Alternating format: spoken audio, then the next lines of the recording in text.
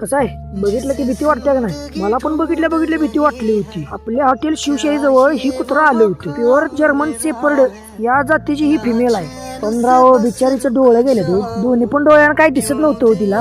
बिचारीला लई भूक लागली होती.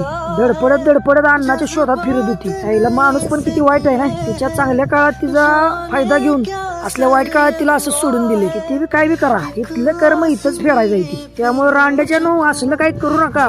माणसागत सरळ वागा. तर मायेनं तिच्या अंगावर हात फिरवला. पण तिच्या आईला तिचा असला हाल बघून मला लय वाईट वाटत होतं. मग उठलो आणि गेलो हॉटेलमध्ये. मावशीला म्हटलं लवकर 2 चपात्या करा.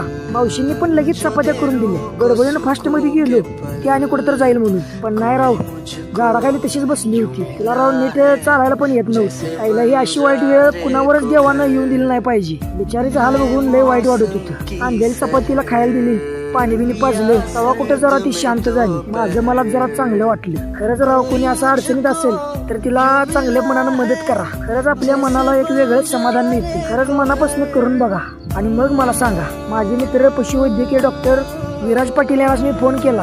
या आजारावर काय उपचार होईल का विचारले. डॉक्टर म्हणले तसं काय आपण सांगू शकत नाही. स्टेज पुढे गेल्या तरी पण आपण प्रयत्न करून बघूया. खरंच राव अडचणीत असणाऱ्या मुख्य प्राण्यांची मदत करा.